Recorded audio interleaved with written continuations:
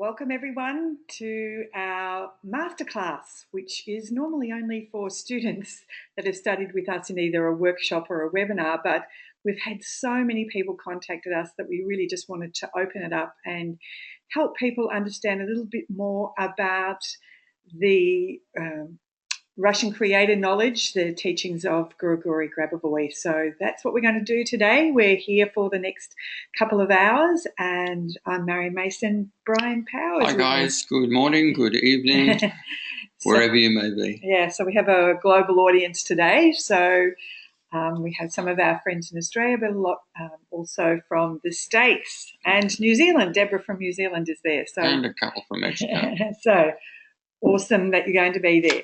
So we'd like to go through some elements of what we teach, some elements of what Grabavoy mentions, link it all together in language that you understand. And we're also going to have an opportunity for some questions. And in fact, we've already had some questions come through, so we're going to address that as well. And of course, if you have any questions, please just pop up your hand. There's a little area on the screen here where you can pop your hand up, and then we'll come and ask you questions. Answer your questions. Sorry, this will be interactive. So I know that many of you have done some work with us already, so I might even call on you just to give us your point of view. So we will be going through quite a bit today to help you. We've got our beautiful friend Zoe from Pakenham. Good morning, Zoe. All right, so let's move through. Firstly, if you can just indicate in the question area, just so that we know that you can hear us okay this morning. Hello from Phoenix. Hi, Sarah, Lucas, Marcia, Sonia. Great. Excellent. Good, thank you. So now is the time to step out of duality to, as we call, step out of foreign events. And boy, the worldwide stage is full of foreign events at the moment. Fantastic drama. It's better than Fox. What do they call it? Days of Our Lives, better than that. Yeah. Or Foxtel. Or Netflix. Netflix, yeah.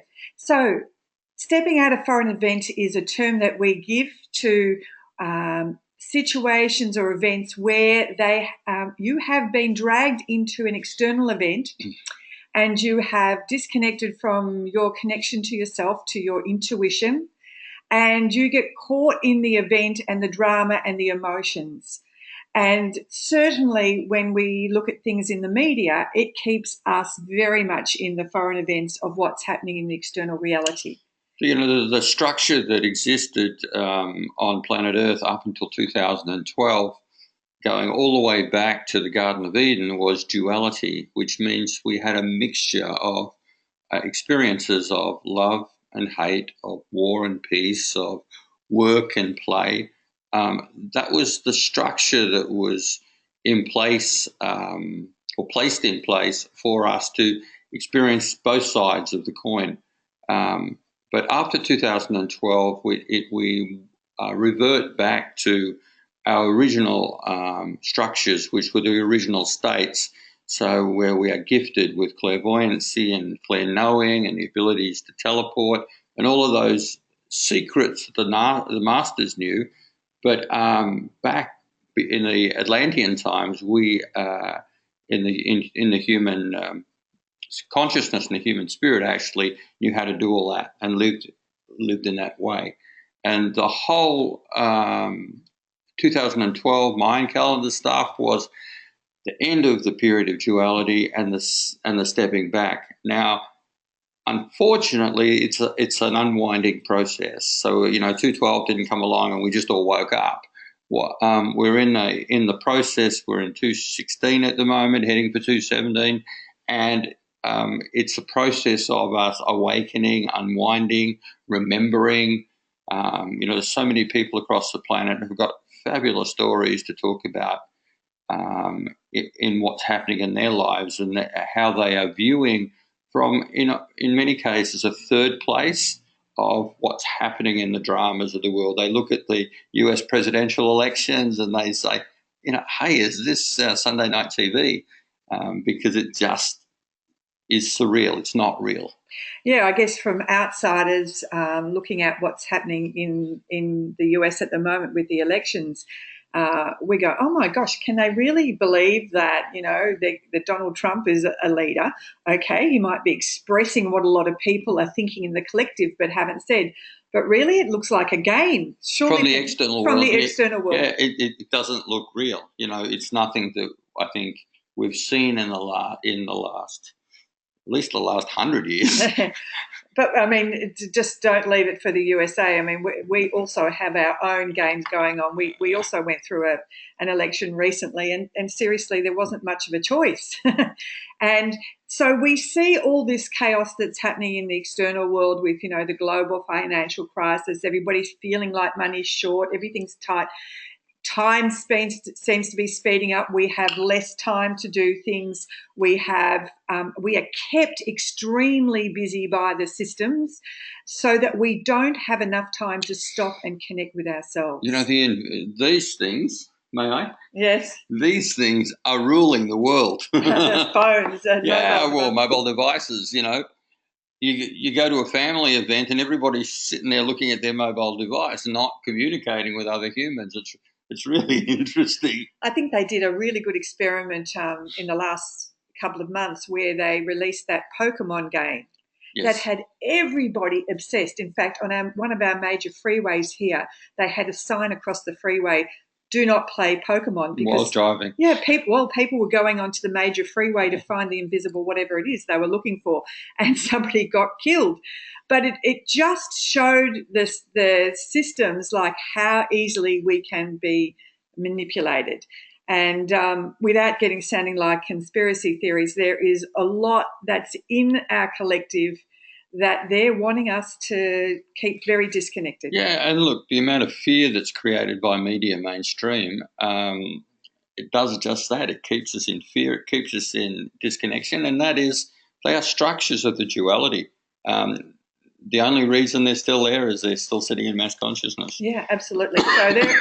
So the systems are actually really trying to suppress the fact that we're far more powerful and not wanting people to wake up and really get that the power they have that exists. The gifts, absolutely. So this whole waking up process that humanity is having, and it is having that process as we go through, as much as people are kicking and screaming. And it's not just in our little corner of the world, it's planet-wide. We talk to people in Europe, we talk to people in the UK, we talk to people in Canada, in the US, and in Singapore, Malaysia.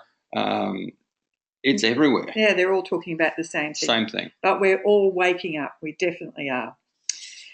So let's talk a little bit about Grabavoy, if you haven't heard of him before. He's a prominent scientist, physicist, mathematician. He's one of the authors and inventors of the wave synthesis theory.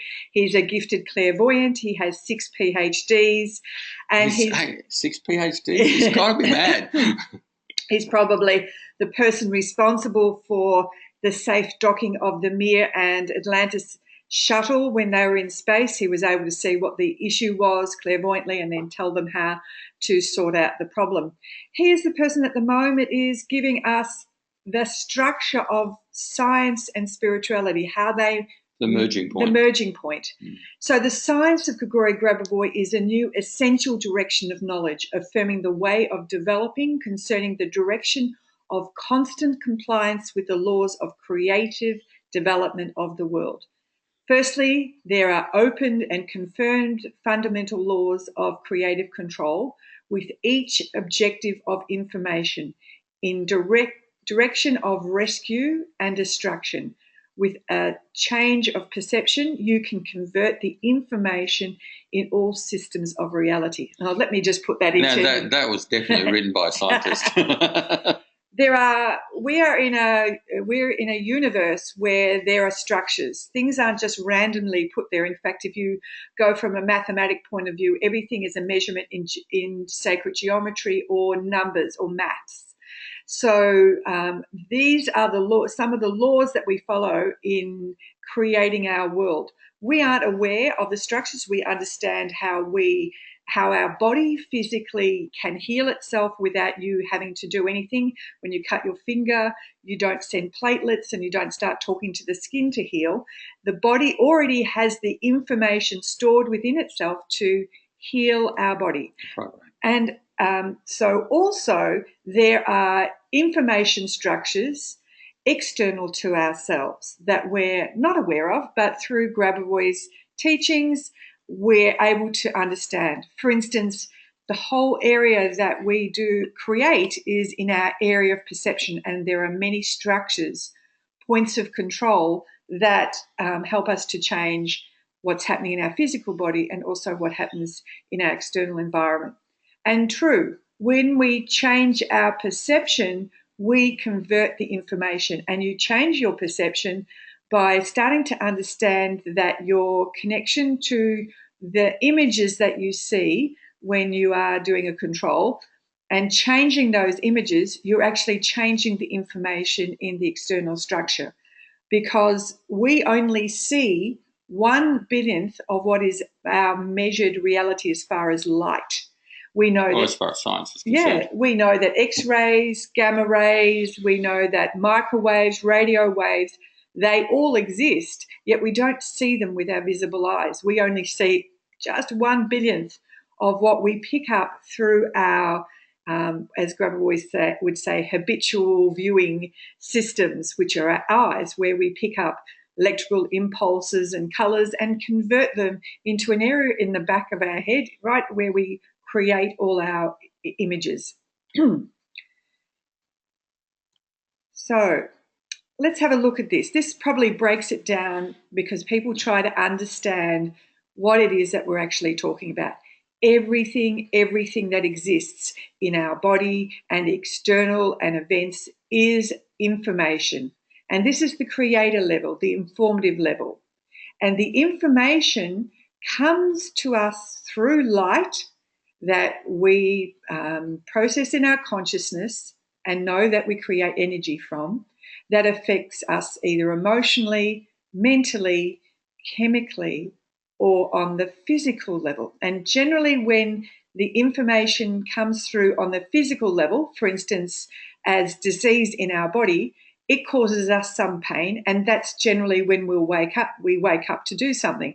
But originally it started off as information. Because we've been kept so busy, we don't actually perceive all these different levels that it affects us. And, if you've got an illness, say cancer or heart disease, we know the Western medicine approach to it is through the physical, noticing the byproduct in the physical body, measuring the chemistry, and then giving you some pharmaceuticals or some other chemistry to try and bring it back into harmony. But in real reality, what we need to consider is that there is a mental level, there's an emotional trigger to your illness. It's played out energetically. It is picked up in your consciousness, and there's a resonance that is around it or controlling it. And then above that, there is some pure information. And this, in many cases, might come through as karmic, or in your personal karma, or it might come through your DNA. Now, these are old structures of duality, but many of us are still holding those structures in our consciousness. For those of you who haven't joined us before, Brian 5 years ago awoke in the cancer hospital. He had a 12.7 kilo tumour. He had lymphoma. It was doubling. It was doubling every 24 hours. So he was in serious dire straits. His organs were shutting down, and he went through a whole round of 35 rounds of chemotherapy, 30 blood transfusions, and they said he would be on dialysis for the rest of his life. Now, Brian's not a very long one. Not a very long one, and miraculously, he never had to be on dialysis. He made a decision that wasn't going to be his reality, and he also made a decision that he was going to be here. However, after all the treatment, tell the truth. I got kicked out of heaven. So, in reality, his body was pretty seriously scarred, and he did a lot of work to actually heal that. And we'll talk a bit about that when we get to the questions. But some people go in and play on the energetic level. If you'd come to see me when I was a practitioner, I would have, I worked specifically with women and emotions. I would do, for instance, Reiki or pranic healing, or one of the modalities I had learned. And I would shift the energy, which would affect your emotions and mental state. But what I didn't realize is we actually need to go back and change the information. Because for a lot of practitioners, they'll move the unwellness out of the body, but for some reason, people complain. A couple of years later, it comes back, or they'll say, "Listen, I dealt with that emotionally. I spent some time with a counsellor or a psychologist, and we dealt with that, and but it's now that pattern is reoccurring. I'm up to my third husband." Why are my relationships breaking down, or why am I always in conflict? Why is there someone in the office that always rubs me the wrong way?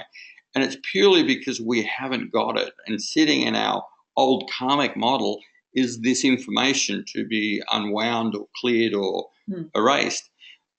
With the beauty of Russian knowledge is we can actually get in there, reprogram those structures, which after 2012, we don't have to live through them anymore. We can get in there and erase them, and then you'll find that they won't come back. Yeah, and not even from a karmic point of view, you might just have a health challenge. And when you go back and change the information, then it's very easy. It's like a domino effect. It affects all the other levels. And really, the chart that Marion's got up here really should have a pyramid over the top of it, because the information level sits at the top. We perceive it as resonance. It wanders into consciousness. We notice it as energy. It hits our emotions. We have a mental thought around it. Chemistry is created or affected, and physically the body responds. So when it gets to the physical component at the bottom, it's the end of the race. It's really in your face.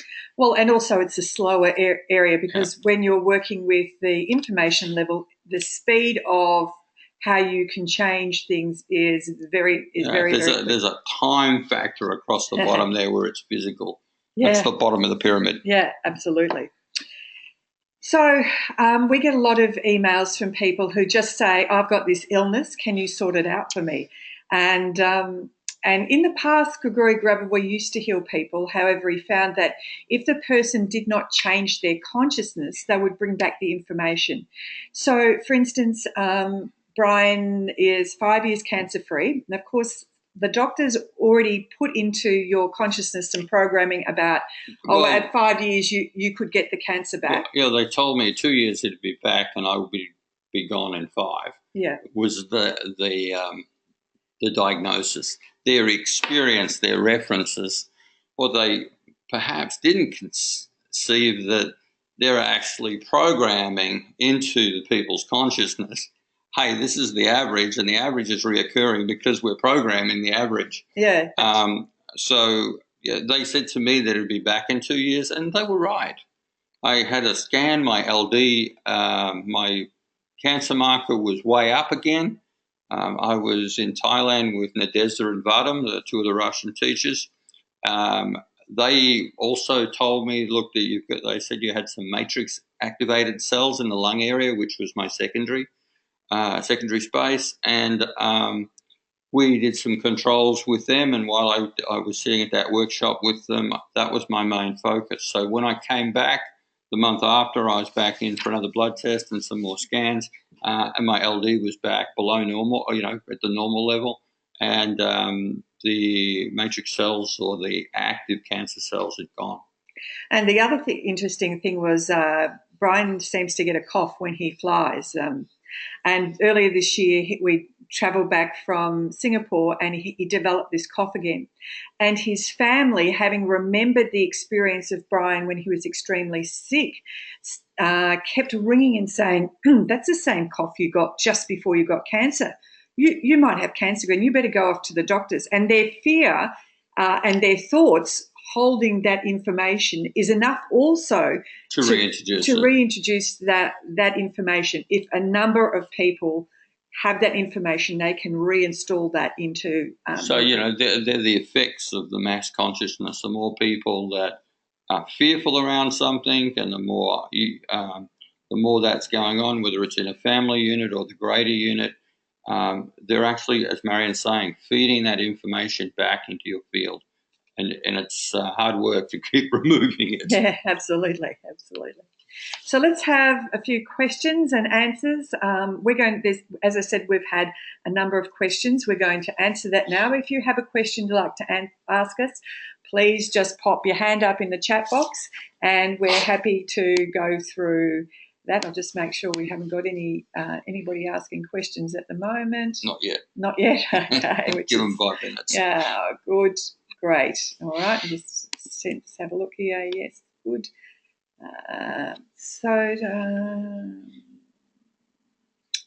Okay. All right. Just having a look and Sarah, I'm not able to stay. Okay. Yes, the webinar, just to let you know, will be recorded, so you will get a replay of this for you.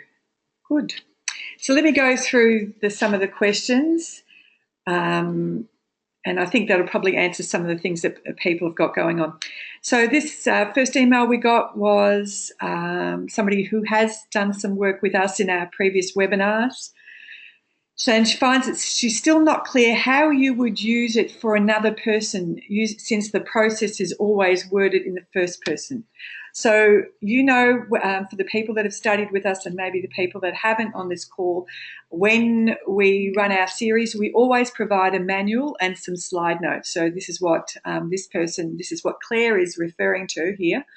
So the words are always written in the first person, and people get very lost with the words at the start. And I know exactly how you feel, because that's how I was at the start when I learned the Grabavoy's teachings of Russian knowledge. I started to wonder if I'm doing it right, have I got all the words right, and then starting to question about, oh my gosh, what if I don't say this right? And initially that's how we start off. We're trying to cognitively understand this. And there are 3 areas that are really important when you're learning a control. The first is to put your consciousness on, or your focus on an objective, to have a clear objective, to understand how to expand your consciousness, and then to also notice any changes that are happening between you and your physical body. When we do a control, we generally do it on a hologram or a duplicate of ourselves. So if you've been a practitioner, you know what that's like. When you've been working on a client, you've not been emotionally involved in it, and you're sort of standing back observing. And that's the same way when we're doing a control on a hologram. We are, as you might say, the practitioner working on our hologram of ourselves. And we're just doing this in our imagination. It's between us and the hologram that the area of control is happening. This is in our area of perception, which is in front of our area, in front of our chest. This is the area of our perception. So when you're working on another person, you work on them the same way. You work on them like a duplicate, you would a practitioner, and you observe them or sense what's going on for them. So you would just change the words that relate to that. You can say, we are in spirit, for instance. We see an act as the Creator sees an act. And then you set the objective. Restoration, for instance, of Mary's liver to the Creator's norm. So that's what your aim is, your intention is. And then the imagining part of it, you're using some either tools or number series to actually make the changes. So don't get too lost in the words. The other thing is that, as Marion said before, we say to our students, do not work on anybody for a minimum of 3 months, and more practically, probably 6 to 12 months. The idea is that we have to get our own body, our own inner worlds into alignment, and and clear them out and lift our own resonance. So our own light, to shift, to begin to operate out of our heads and start operating from our heart space. There's so often people think that they are operating from their heart space, but they're still operating from R2D2, that left brain that they were conned into using when they started school, and told to forget your intuition. That's not real. You have to do things logically through the logical left brain processor. The best way of changing people's reality or helping people who are unwell is through having a much higher resonance and a much higher quantum of light in your cells. You need to do this first before you can even consider assisting anybody else. Absolutely, absolutely. Otherwise, it's just words and a bit of intention and with not much charge. Yeah, absolutely. So when you are working with somebody else, it needs to be on the back of the fact that you have already experienced the changes for yourself. And that's why we ask you, as Brian said, to just work on yourself so you get the changes. And there's no cookie cutter approach like I do this control once and then I get a result. And there has to be buy-in from the person that you're doing it with. It's no good you sitting back and doing the work, because their consciousness will just reinstate the software, the program. So the next question was, since you don't have the problem yourself, how would the healing get to the right person? Because you think about them. Yes, time and space. Because somebody is on another side of the planet does not mean that we are not connected. I'll give you an example. On the call we had last night, Sandeep was one of our students in Singapore, and he owns a couple of tea plantations. And one night in our study group in Melbourne, I got a message from him, could the group do a control? We're experiencing a severe drought and my crops are failing. So in the study group, we presented what the issue was, and then for 5 minutes we worked out the right objective for that particular requirement. So it was what type of rain, how much, what it should do. So it was short and succinct, but we got very clear on what we wanted. So we went through doing a control and then got some feedback from each person as to what they noticed in their consciousness. And within an hour, Sandeep contacted me again and said, it has started to rain here and I can't understand why, because there is no clouds in the sky.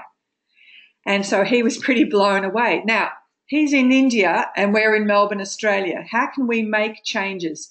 Because this is the structures that we live in. You don't need to have somebody close to you to actually work on them. We live in 80 dimensions of our consciousness at any time. If I was to ask you, to remember an event in the past, for instance, your first day at school or when you got married or the birth of your first child, you would start seeing pictures and then go back into that event. And you are in your consciousness in that area. Likewise, if you were going on a holiday and I asked you to describe what you were going to do, in your consciousness, you would be there. So you don't need to be in front of somebody to actually do a control. You just need to start your awareness. But as I said, unless you've had some practice with yourself and got results for yourself, then you're going to doubt that you're actually having some success with somebody who's not close to you. In Sandeep's case, we had a dozen really skilled Russian knowledge students there. Yeah, absolutely. Who have been doing the work for some time. Absolutely. The other thing that was mentioned was, since you say the process aloud, do you stop and visualize one part and then continue saying the rest of the process aloud? Or is it even necessary to say the process aloud? So in some of since July, we ran a couple of Russian study groups online, Russian knowledge study groups. And in our Melbourne workshop, in our Melbourne training centre here, we run a study group every week.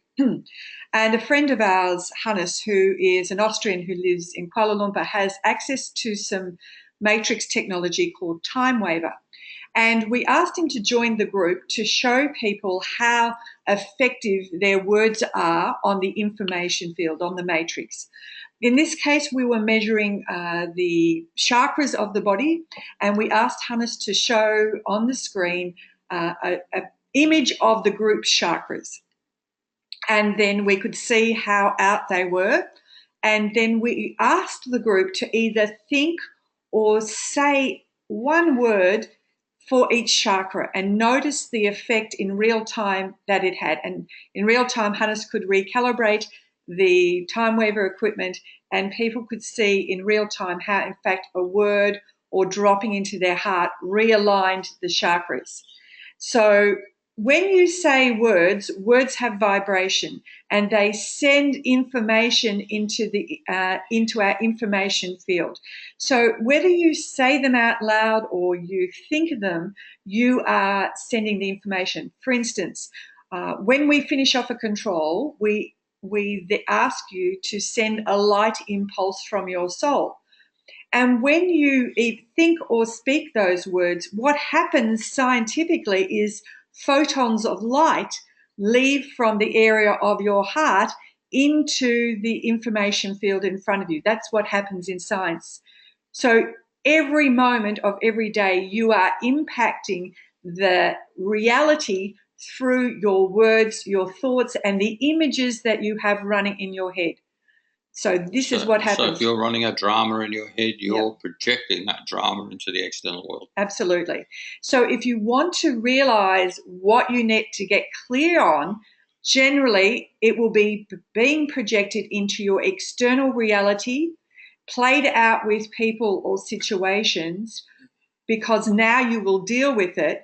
And generally we know from using Time Waver that these issues are generally fairly high up in their reports, 7, 8 or 9 or 10, that are playing out. And when we talk to people about them, they go, yes, this is how it's playing out. The other thing is to realize that the patterns in your life are the information where you are stuck that need to be cleared from your information field. So yes, your thoughts, your words are impacting our physical reality. Here's another question. In one video, you mentioned that your grandson used a process to get rid of your headache. Can you share what he did? Yes. My grandson lives an hour away. He had a headache and he rang me, and I took him through a tool that I'm going to share with you. It's very easy. If a 7-year-old can get it, says then it must be easy to do. I just instructed him what to visualize, and then he said, after the process, I haven't got my headache anymore. So what I actually asked him to do was to do something physically, not in his imagination. So I said, I want you to imagine. So he had to imagine a sphere, a golden ball in front of him at the area of his outstretched hand. And then I wanted him to imagine that once he'd touched that sphere in front of him, a silver white pillar of light appeared from the sphere.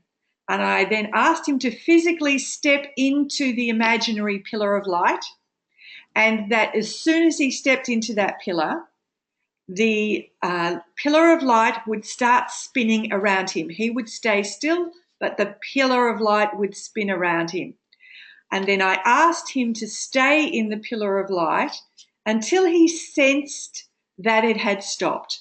And then once it had stopped, then for him to physically take a step backwards, and the pillar of light would go back into the sphere in front of him. So I'm actually going to go through this with you in a moment, so you can do it physically, and I'll walk you through it. Now, what happens with most people is that in their information field, there is thoughts of themselves, old programming, the collective consciousness. I'm sitting next to Brian, so my information field is also now in his information field. And one of the things that we do in... Am I happy about that? Yes. Most people don't realize when they are have their stuff and what is not their stuff. So our physical body gives us some feedback, and especially for people who are more sensitive or empathic, their physical body gives them some signals. So, for instance, a very stiff neck, a headache that feels like your head's in a vice, your behaviour becomes very grumpy or angry, a dull headache, you are tired even though you've had 8 or 9 hours sleep, bloatingness, darkness under the eyes, bloat, your stomach bloats, or at the worst end you feel nauseous. All of those are indications that there is information in your field that is not yours that's causing some problems. So by doing this control, we're releasing all that information.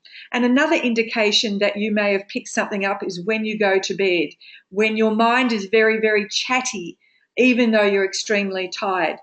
That's not our normal state to go to bed. And that indicates to me generally that I've picked up some information. So I would get up out of bed and do this process, and it takes only a couple of minutes. And then I go back to bed and my head is still. So this is a great way just to remove that. And especially for people who are sensitive that, say, for instance, are in large organisations working or travel on public transport or in large shopping centres where there is a lot of information there. And certainly we can pick it up if you're not aware of it. So let's go through this process just so that you can understand how quickly you can shift the negative information that's impacting you. So please just stand up for a moment and have a clear space around you. And now I physically want you to put your hand out in front of you. And when you do that, imagine that you're touching a gold sphere, like a golden ball. And as soon as you touch it, a man-sized pillar of light appears. You can place your hand down by your side now and step into the pillar of light. And as soon as you step into the pillar of light, the pillar of light starts to spin around you, a bit like a washing machine or a tornado. The centrifugal force of the spinning pillar throws out any negative information that may be impacting your physical body. Stay in the pillar of light until you notice that it stops. And once it's stopped, then you can step out of the pillar and the pillar of light goes back into the sphere. Now, while you're still doing that, for some of you, you might have noticed that your pillar is a little hard to shift. If that is you, that tells me that you have very heavy information in your field that is causing this not to spin. But normally it would just spin around you. At the same time, while that's happening, just notice, if you've stepped out now, how your body is feeling. And perhaps you can place that in the chat box as to how you're feeling after you've done this process. This is what the Russians call the liberation of curses and dark beings. For the Germans? The Germans call it the golden washing machine. The Aussies? The Aussies, the golden spin. Or the spin. Or the spin. We like to shorten things. So this is what I showed my grandson, and very quickly he was able to shift his headache. So anyway, I'd be interested to hear if you place in your chat box anything that you've noticed while you're actually doing that. Okay, good.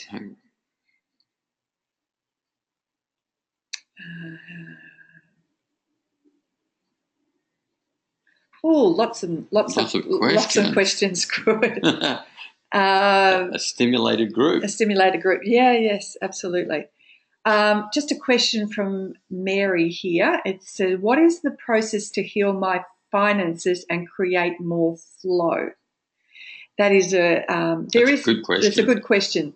I coin the way that we work with Russian creator knowledge is first you need to clear the information that is causing the block.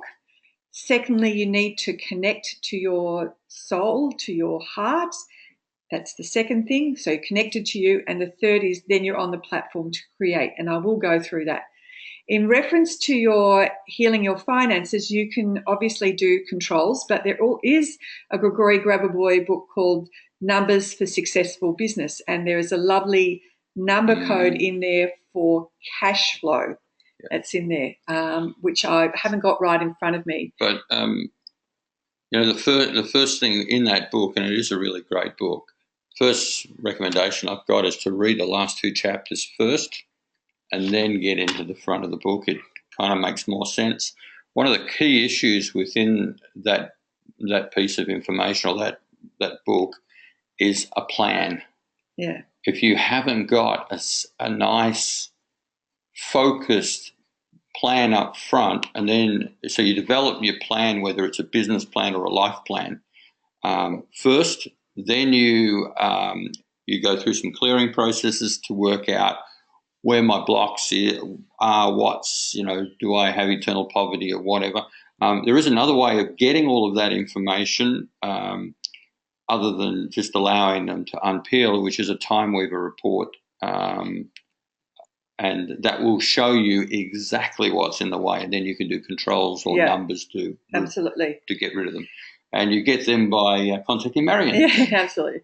So, Mary, just to answer your question, one of the things that people get really lost in is the words. What words am I using? And this sort of answers your question, Tola. What words do I use? The words that you use are what you formulate, and what we've given you in a manual are the words that you can use. And I know you have done previous study, so you can use the words. The frequency of the words, that just happens normally. In your speaking, you send a frequency. So the more positive your thinking and your objective is, the better it is. And your intent has a really strong impact on that. So if your intentions aren't nice and clear and sharp, then you won't get a nice resonance going into your creative field.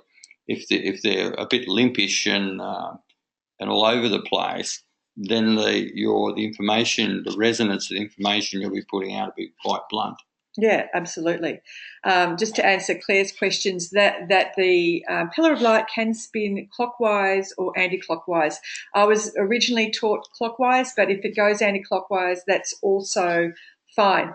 Just then to go back to Mary's question about then how to heal my finances. One of the things that people haven't quite discovered with Grabavoy's teachings is that your consciousness, the images or the sensing that you have in your internal world is absolutely correct. There's no right or wrong images. So, for instance, you need to learn to play a little bit. So when I recently had 2 fraudulent activities on different credit cards, and Brian had given me 2 $50 notes at separate times. Rule number 1, don't give Marion cash. She loses it. No.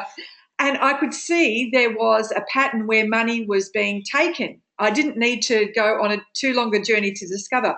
So what I did is I sat down and with our friend Hannes, because it's sometimes nice to play with somebody else, and I said, look, I noticed that this is a pattern and I'm wanting to sort it out. And so Hannes asked me, so have you looked in your financial matrix? Now, everything has a matrix. Everything has a field around it. And I said, all right. So then I just went into my imagination and I said, oh, interesting. In my information field on my matrix, there looks like tiny little black bombs scattered right through the matrix. And he said, well, what are you going to do about that? I said, well, I think I'll create little silver spheres with the number code 91688 for removing all negative information. And then what I'm going to imagine is that they actually come down, rain on the black little bombs, and as soon as they touch, then they impact and turn into light. And then Hannes said after I did that, so what are you noticing now? And I said, oh, I'm noticing there's some cloudiness or darkness. He said, what are you going to do now with that? I said, oh, I'm going to encapsulate it in a sphere. and actually move it out of the matrix. So we just started to play. And all this was about removing the negative information that was impacting my information field, my finances. And so when you're able to do that, it's a lot better. Now, there's one other thing to that. What happens, and this has been a very much a global theme around finances, is that when we look in our bank account, for instance, and we see that the money is low, we go into some patterns that we've done in the past, and we go into fear. And when you go into fear, you put a lot of energy into it, and certainly you create a lot of thoughts in your head and pictures about, I haven't got enough, there isn't, it's limited, and all the rest of it. And what happens is you now are running a movie into the external reality of what you don't want. So you're putting out no finances, no finances. And so the information responds by going, oh, Mary doesn't want any finances. Let's create another bill, a speeding fine, a parking ticket, all in an endeavor to create what you don't want. So what I had to do, and I'm speaking from my own personal experience, in the past, I've had such a strong mental body that I would start the process of going into the fear. And I know how much energy, and I know what happens when I do that. And now I know if that starts to happen, I catch myself on that thought pattern, and I stop and actually change my whole thinking, because I say to myself, oh, here's that program playing out, and I need to erase it. So I've had to go through, and many people who've also in our study group have said the same thing, is having to trust.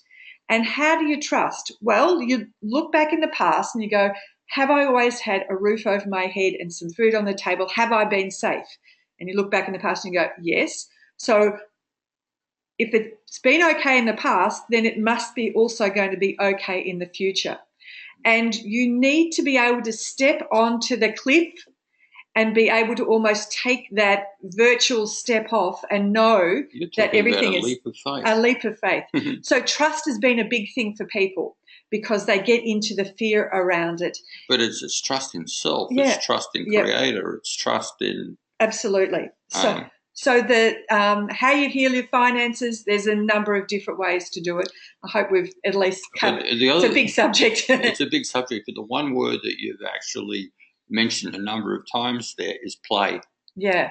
It works better when you're in a playful state. It works better when it's play for you rather than need. You need to step out of the need and step into play. Yeah, absolutely. And you'll find on your journey through RCK, and maybe it takes you a year or two to get to that point, I had an aha moment. This is really about using my imagination to play. Yes, absolutely. And Unity says, how do we find out what programs that is ruling a certain situation? Well, generally it's playing out in front of us and it will have a pattern around it. So it will cause us, say, a fear or anxiety, or you will see it playing out somewhere. It's a common pattern. It's a common pattern. As I mentioned, what we've done with some of our other students who have had a pattern going on, done some controls and haven't been clear about it, then we've organised time waiver reports which actually help them to see exactly what's going on. It gives them a shopping list to work with. Where to do their controls. But look for the patterns, and these are the things that you need to change within you. Just going back to how people felt, Cecile, Miranda said she felt much lighter. Also, Marcy said, I'm feeling lighter effect, awesome to remove and erase the shingles and diabetes. Does it matter which way to... Yes, good, thank you. Seems like there is trust and fear patterns. Good. Great. Excellent. Yeah. All right, so another question. Also, if someone has an injury, do you just go back to before the injury occurred, or do you also add a healing stream process? Okay, yes, you go back 1 hour before the trigger of that event, and you go your own bright path, the bright path of your soul, the bright path of the Creator. And your paths do not cross, and you send a light impulse to fire that up. So yes on that. And then secondly, yes, you also can do controls to repair the body or to release the stressful attentions. So if you're doing it for someone else, though, you cannot change somebody else's past. So what generally happens is, and we have a part of the control that we do where we go back and change the past and change the events. And this is where we go back to 1 hour where at soul we had a decision. We could either travel on this path and end up with, for instance, in Brian's case where he had cancer, or we can travel on the path of our soul, the path of the Creator. So the thing that we have as humans, we have a choice of free will. So the soul then communicates exactly what direction it would like you to take if you're listening. But then we can override that with our consciousness and decide to take it, because we don't generally trust our intuition. And the intuition is the language of your soul. So it says some people say that you do a particular process just once, but what if there is no improvement? And I know Tola's just asked this question. So, for example, what did Brian do to recover from cancer? So let me just answer the first bit here. As I said, there is no cookie cutter approach to doing a control. It is almost like sometimes you need to be a detective. Initially, when you start doing the work, you tend to do it from a cognitive point of view. Am I getting it right? But there is a platform that you need to start your control from, which we will go into. So, for instance, I had an issue with my knee and I worked on it for about a year, and I did controls, particularly with different objectives. I used a whole lot of different number codes, and it would get better for a little short time, then it would not, then it would come back. And then I had to almost step out of my own way and think what else would affect the knee area on the physical level. And I had a look in Grabavoy's pink book, which is the restoration of the human organism through the concentration on numbers. And I saw something for the soft tissue around joints. And so I wrote the number code on my leg and then totally forgot about it, and then noticed that at the end of the week that it was gone.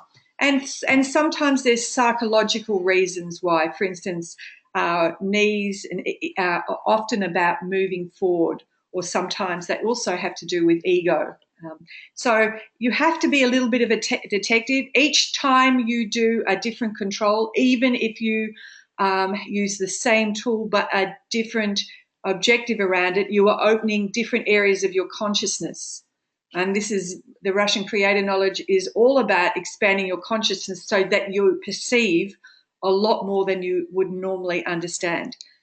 So what I did, firstly, Marion's coined a phrase of firstly clearing, then connecting, and then creating. So I basically followed that process where I used some clearing tools first, then some connecting tools, and then creating or repairing or manifesting tools.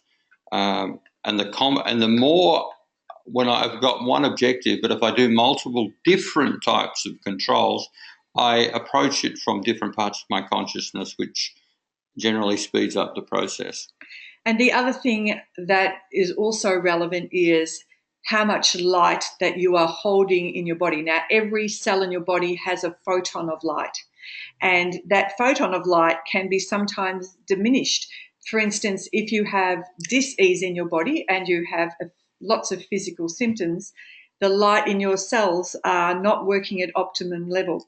Well, after 35 rounds of chemo, there wasn't much light left. No, that's right. So some people's spiritual development is very high and they've come through as that, and some people are just starting on the journey. So of remembering. So it's different for each person. Your soul works at a very fast speed. It's 10 to the minus 17 pulses per second. That means that it's 10 with 17 zeros behind it. Now, if we look at a light globe, normally that's 50 or 60 hertz, and it's pulsing per second 60 or 50 times. That means it is turning on or off 50 or 60 times per second, but you only perceive it as on. the same as our soul is pulsing on and off at 10 to the minus 17 pulses per second. But we perceive our physical body as here. Our soul communicates very quickly, and we do a lot of practice with that in our teachings, where we get people to start asking themselves yes and no questions. Your soul is just waiting there to respond. It's your intuition. So if you ask, for instance, we had a coffee this morning, had some breakfast, and the question was in reference to my physical body, does my body want the eggs Florentine this morning, yes or no? And your soul responds almost before you've formulated the question. Finished, yeah, that's how you know that you're connected to your soul. If you hear, I'm not too sure, and you start to question, you're now in your left brain. Your left brain processes at 24 pictures per second, very, very slow. Your right brain at 3,000 pictures, and your heart brain at over 6,000 pictures per second. So the left brain's a very slow processor. One of the questions that came through was, how long do you wait between individual processes? Well, in my own case, I was quite unwell, and so I would go and sit in the workshops in Thailand so I'd be immersed in the processes. But normally, if there's not too much going on, no more than 15 minutes a day I would spend on it. If you're quite ill, maybe up to an hour a day. Maybe you chunk that half hour in the morning, half hour in the afternoon. It's not meant to take over your day. You're still meant to experience it. But just for normal controls, I spend 15 minutes in the morning. Yes, absolutely.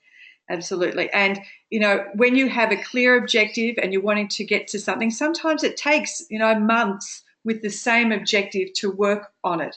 And it's about practicing. And what happens though is when you start learning this and then you think, oh, well, it hasn't turned up in my world, I must be doing something wrong. You actually cancel all the good work you've done through your doubt. And you're not questioning yourself if you repeat the same process with the same control every single day. You're just strengthening your objective in the external reality and your focus. So that's really important just to understand. I wanted to answer a question for Myra. She said, if we could explain the meaning of soul, there seems to be a lot of terminology confusion with maybe the same thing. What is soul? Is it the higher self or the I am, our infinite self outside of all creation and all of dimensional experiences? And the second question was, where is all the past lives and ancestral issues located, since the soul would have lived multiple lifetimes, and would the soul have been tainted with these energies and experiences? So the answer to the first question is all of the above. It is your divine self. It is the I am. It is the part of us that travels through time and space. It is eternal. It is divinely connected to the Creator. And therefore can't be hurt or damaged. But the information of those past experiences that played out in duality actually sit at the South Pole. So I'm just going to use this. I'm just going to use a slide I've pulled out of our workshop just to help explain this a little bit more and give you a bit more clarity. Firstly, we have the Creator. The Creator is whoever you believe it to be: universal life, energy, God, Creator, whatever it is for you. But we all agree that there's something creating the reality we're in. Your soul is in contact with the Creator. It contains the same information as the Creator. The soul is an information structure. It cannot have anything done to hurt it. You cannot destroy it.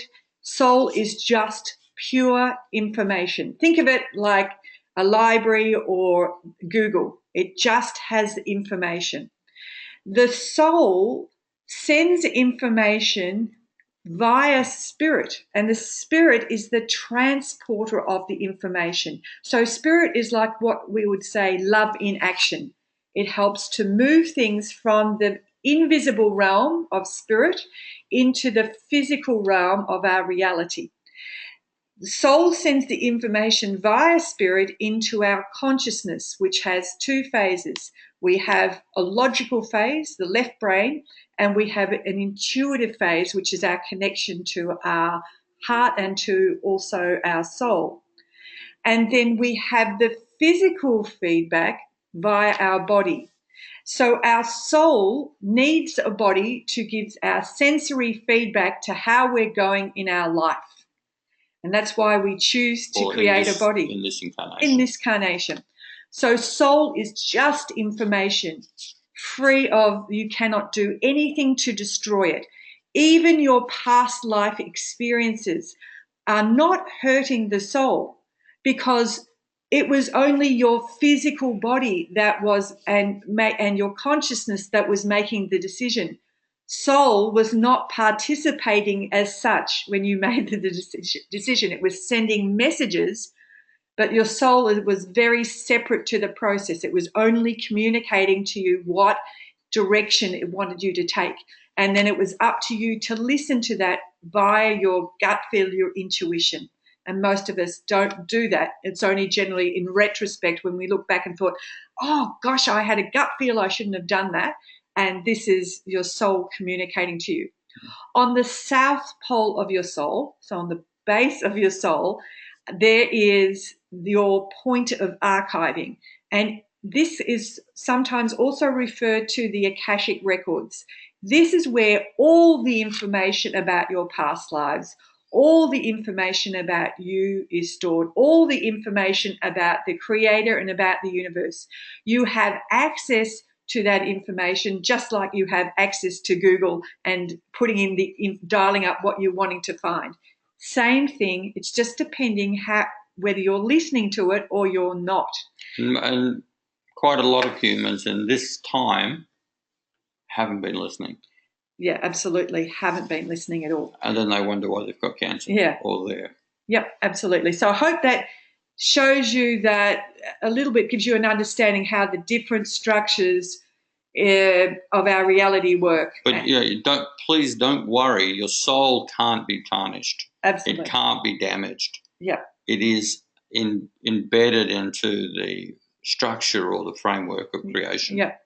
And quite often you will notice in, for instance, pictures, there are little orbs in pictures. And these are structures. These are soul. These are angels or guides. They're information structures that exist in our reality that normally we can't see with our physical eyes.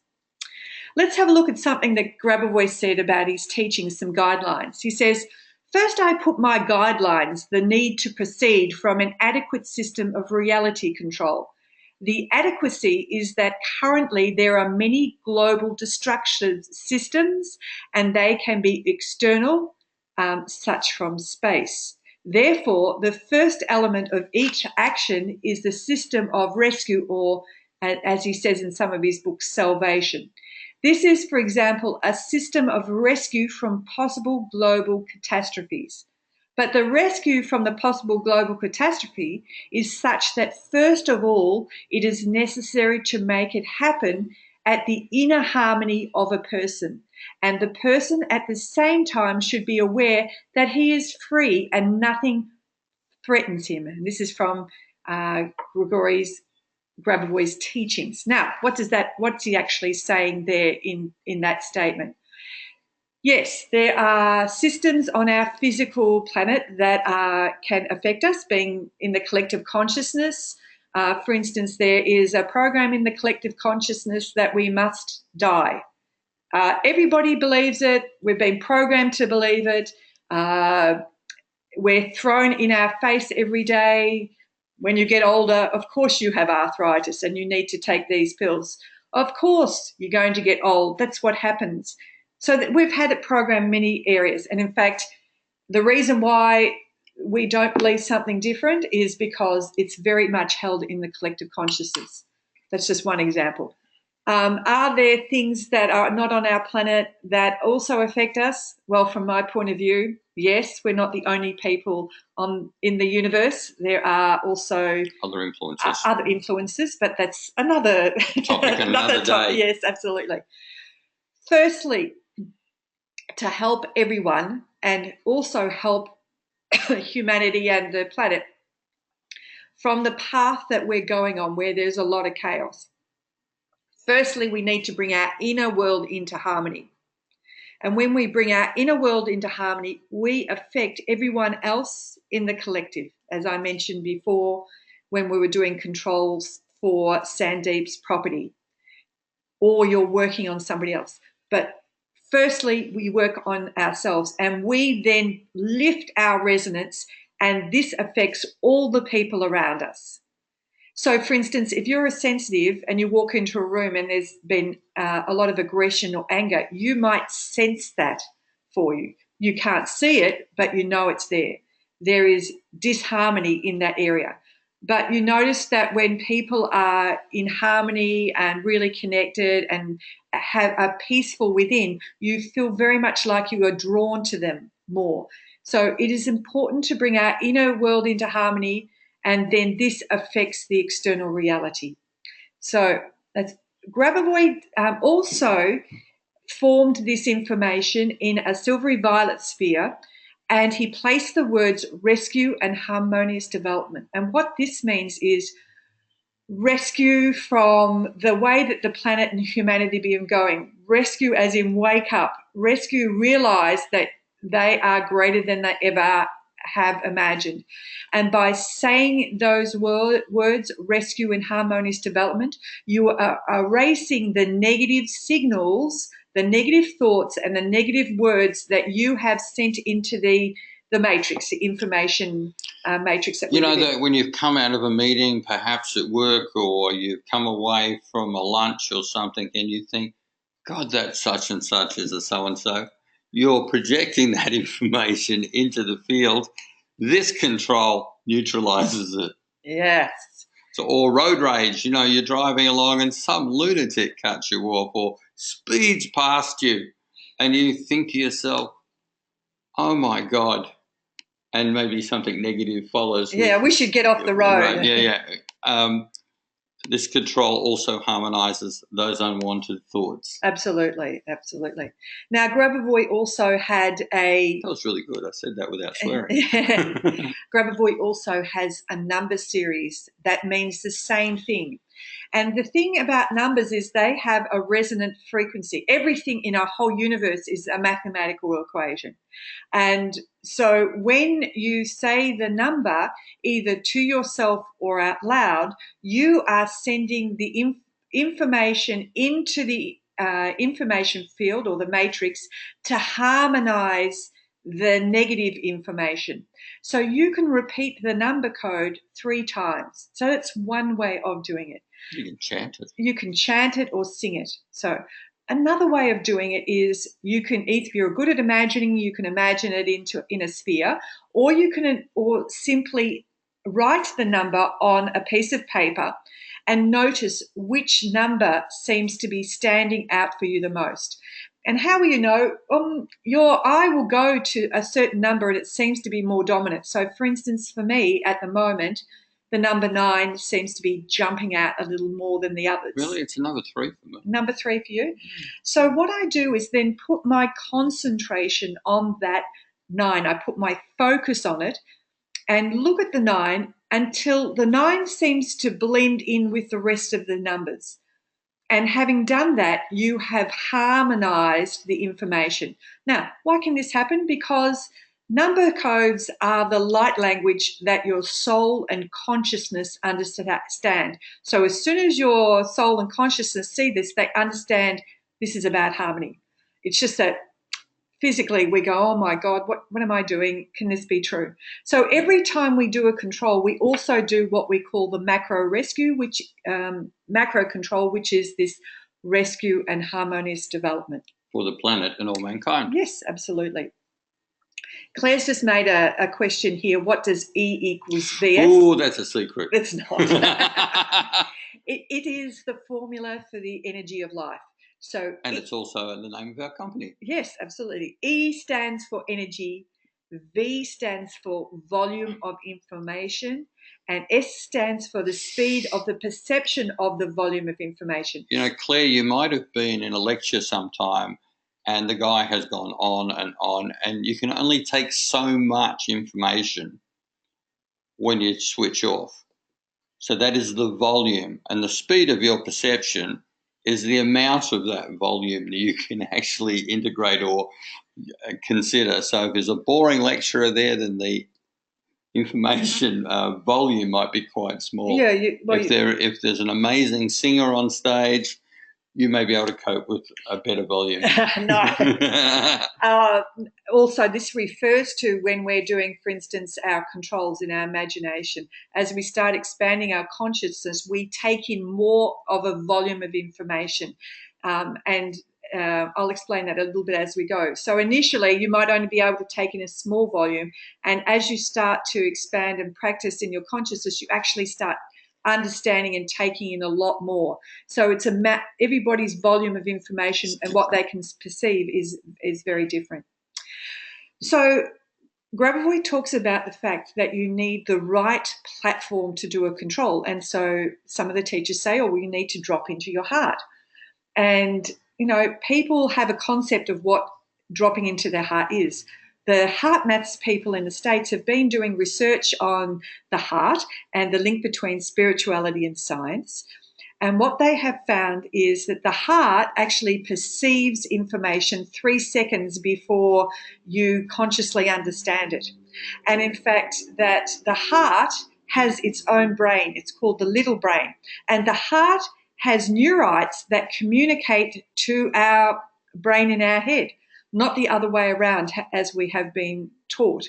It's actually the heart that is the major area of our body. In fact, if you look at it, when we grew our physical body, the first organ that we grew was our heart. So the heart is a very important area. This is the connection to your intuition, and this is the connection to your soul.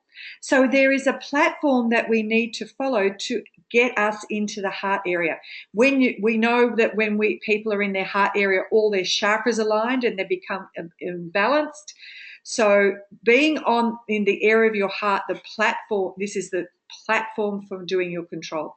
So there's a 3-step process for doing that, which I'm going to speak about, and then we're actually going to do that when we do a control. So the first thing that the heart math people discovered with a group that they tested was when they asked the people to drop into their heart, most people were in their head thinking they're in the heart and trying to experience what that would be like. And they could then monitor that through their equipment in heart coherence as to where the people were actually at, whether they were in their head or in their heart.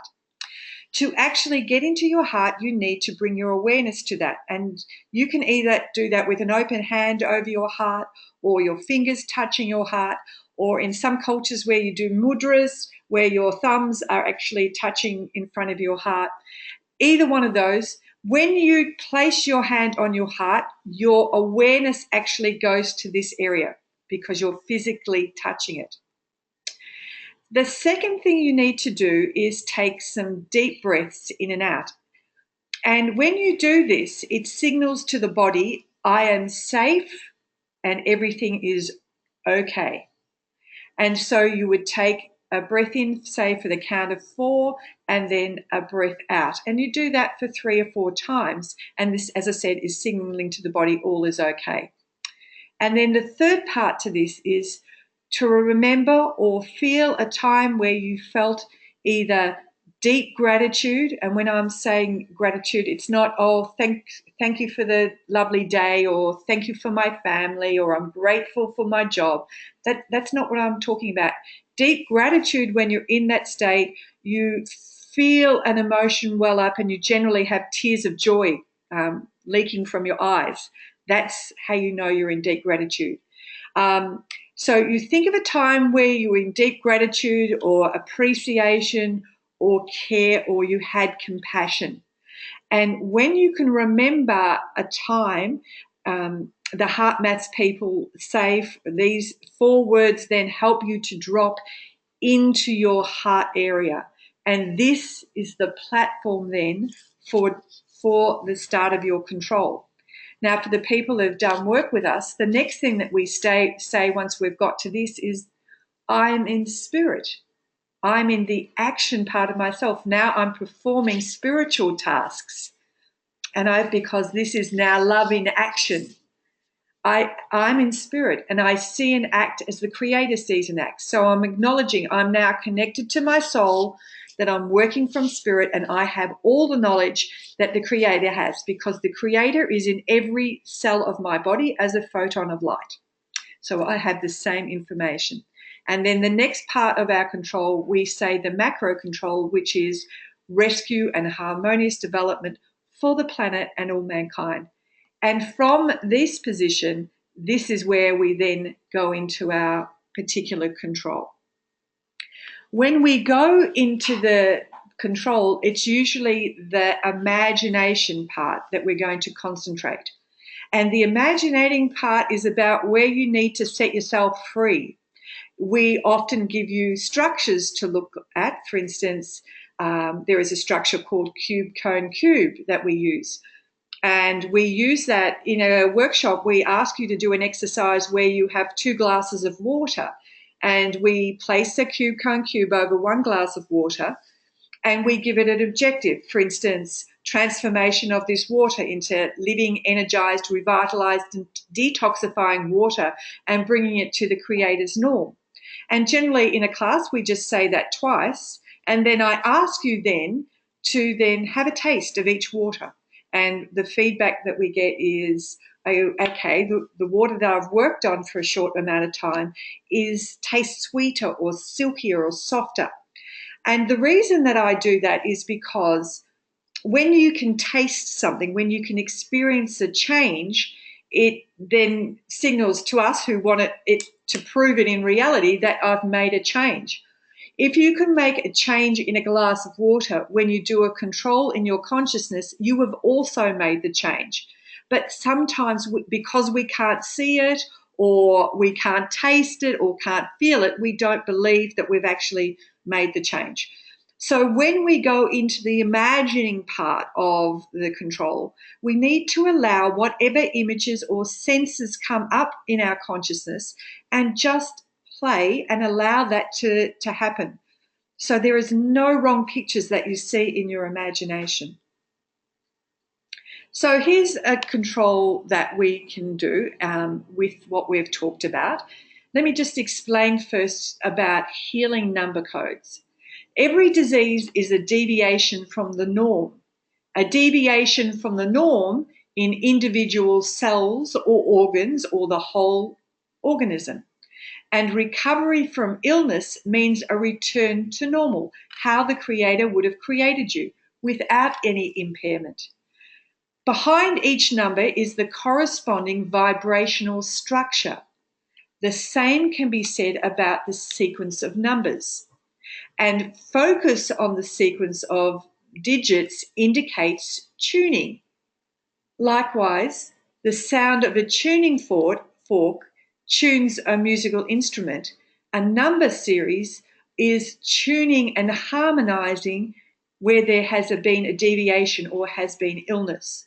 So, for instance, here is an important number code that we all need to know to use, because one of the reasons illness is set up in our body is quite often because we are dehydrated. So this number code 519513489888 is tuning our body to restore the hydration within it. So let's do this as a control. And what we're going to do is imagine that the sphere is in front of us in our area of perception. Let's make it a blue sphere because it's on the screen as blue. We're going to imagine the number codes in there. I'm going to say the number code 3 times. Then I'm going to also ask you just to look at that number code. Notice which number is standing out for you. We're going to hold our objective for 1 minute when we do this. And then I want you to be aware of what's happening around you or in your physical body, because you will get some or could get some effect that's happening around you or in your physical body. So this is about splitting your consciousness. We're setting our objective, which is restoring the body hydration. We're doing our concentration by focusing on the structure of a sphere in numbers. And then I'm wanting you to be aware at the same time of what you might be feeling around you. So this is how you split. This is how you expand your consciousness so that you are perceiving a lot more volume. Now, to do that, we're going to firstly get on the platform of the control. So I'm going to take you through connecting to that, and so we're going to go through control. So I just want you to sit quietly, and I'm going to take you through this. So first, I would like you to bring your awareness to your heart by placing your hand or your finger or a mudra in front of your heart. And I want you to take 3 deep breaths. So we breathe in for the count of 4, and then breathe out for the count of 4. Breathe in again and out. And another breath in and out. And I want you to remember or sense a time where you felt deep connection with yourself, a deep feeling of gratitude or care or acceptance or compassion. Maybe you can remember a time. For me, I have grandchildren. I can see my grandson running up the hallway and hugging me and telling me he loves me, and how I felt when that was happening. I felt deep caring. And from this platform then, we go into our macro control.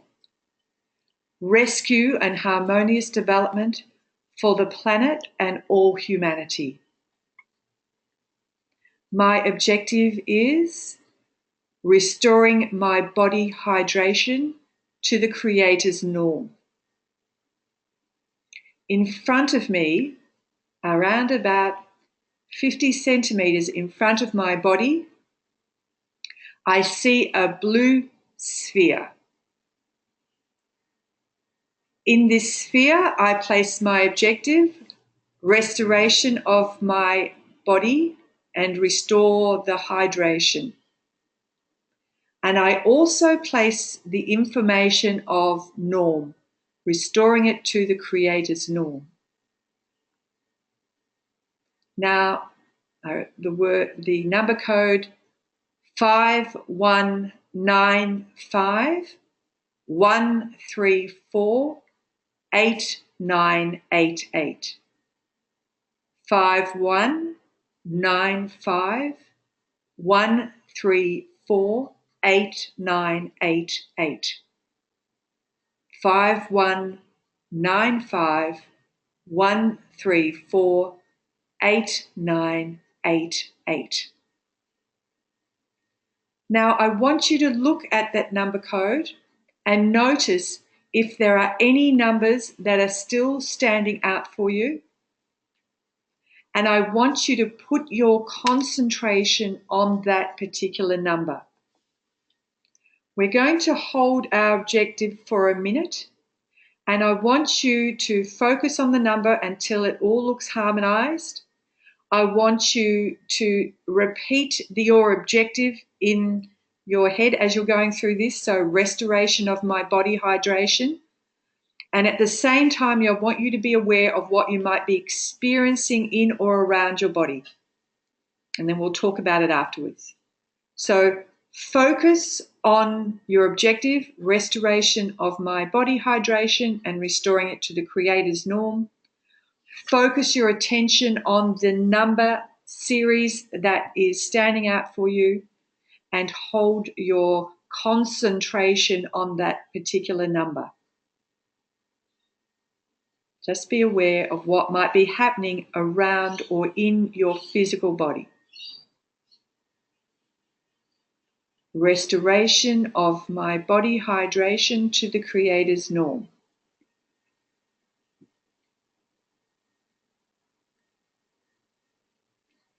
Focus your concentration on the number. Notice what's happening in or around your body. Restoration of my body hydration to the Creator's norm. Focus on the number. Be aware of what's happening around you.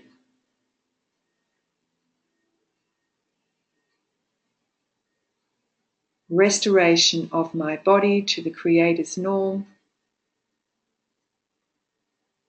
Focus on the number and be aware of what's happening around you.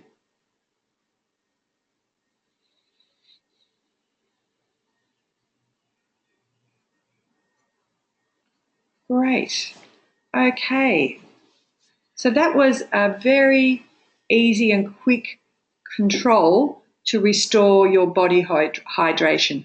So I'd love to hear what you experienced during that control. What did you notice? Bubbles. Bubbles. Bubbles. Bubbles in my consciousness. A quick question while we're waiting for some answers here. Wouldn't the soul or consciousness be able to recognize words as easily as number codes? Absolutely, Shelley. When you give an instruction and clear instruction, not waffly, just as a creator would doing it, like harmonize my body, or harmonize my relationship, or restore the function of my liver, or healing of my pancreas. Whatever you give your objective, the words definitely make a difference in the field as well. Absolutely. All right, let me just have a look and see. I might call on Cecile Miranda. How are you, Cecile? I'm great. Hello. Good to talk to you again. Pardon? I said, lovely to talk to you again, because you were in our study group. Yes, very, very wonderful to be with you both and with our whole group today. Good. So what did you notice, Cecile, when you did this control? At the beginning, I had this tightness right around my heart, so I breathed into it and asked if it was connected to being dehydrated, and the answer was yes.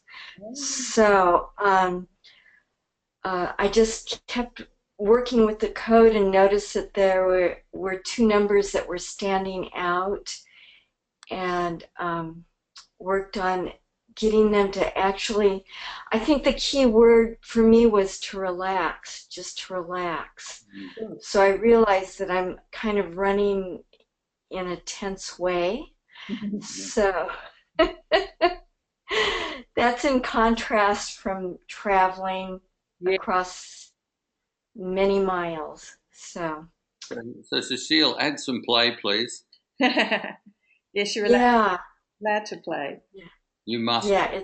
To quote Vitali, you must play. You must. Absolutely. Thank you for sharing that with us. I'm just going to place you. Connect. Thank you. I'll just place you on hold.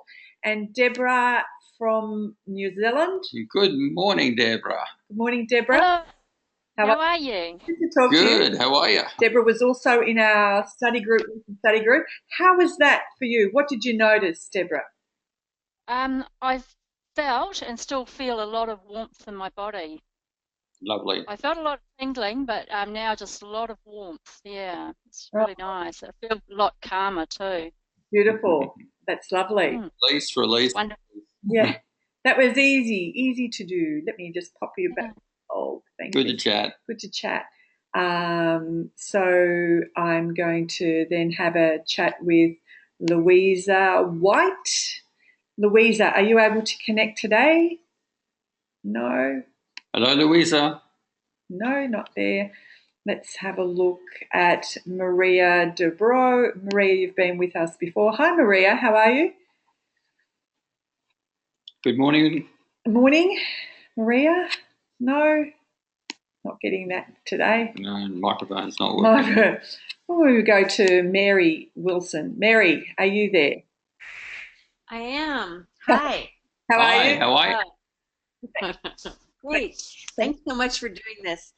So I noticed during that exercise, I felt something in my third eye. So I rubbed it. Had one hand on my heart and rubbed my third eye until it shifted. And then I became really aware of voices outside, like I could hear conversations of people on the street talking, and so then I was trying to focus on the numbers, and originally my number was 1 that I was looking at, and then it shifted to the 88. Really spoke to me towards the end of the exercise. Good. Be careful what you ask for. Be careful what you ask for. Well, it's interesting when we're trying to concentrate how we can get distracted, and this is consciousness training. So I had one experience where we'd focused on enhancing our clairvoyancy, and I've been clairvoyant since childhood, so since the beginning. So it hypened it up, and I walked through the local village, and I could hear everybody's conversation, everybody bitching about their husbands, bitching about their boyfriends, or vice versa. I had to tune it down. It drove me nuts.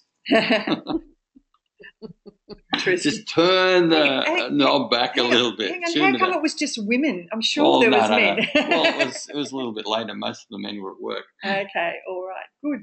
Lovely to talk to you, and thank you for all your questions. I hope we've been able to answer them for you, Mary. Let's face it, men. It's been very helpful. Thank you. Good. Men will just argue about something football, who's got a new car, or. Good.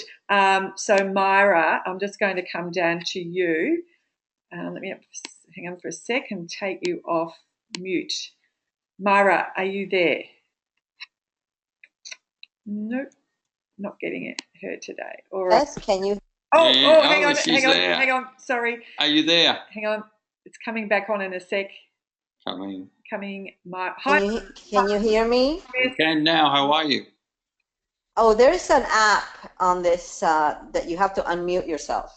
Oh, yes. Yes, absolutely. So did that answer your questions? Yes, very well. The only other question I had from that explanation is where is the karma, the past life, the ancestral stuff, at what level? Is it at the consciousness level? No, it's actually in your soul area, and it's in every level. It's on every level, and you just need to be able to connect to it. Right. So these processes that goes to the information stage goes directly at the soul level. So it's clearing it at the soul level. Correct. Yeah, absolutely. Okay. All right. So now I get it. Thank you. And pre-2012, it was a little difficult for us, but after 2012, it's much easier. Yeah, absolutely. Okay. Yeah, I agree. The process that we did, what I felt was I felt it on my skin. Yes. Mm-hmm. Beautiful. It felt silky.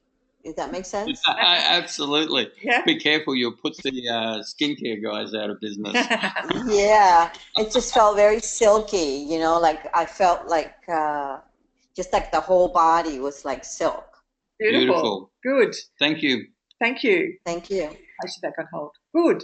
Some good feedback, and absolutely pop something in the chat box if you want to.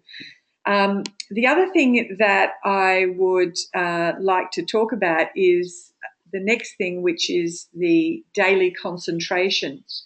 A lot of people who write to us and say, where do I start? And I would say to them, you start with the daily concentration exercises. Really? I would start with I'm in spirit. Yeah.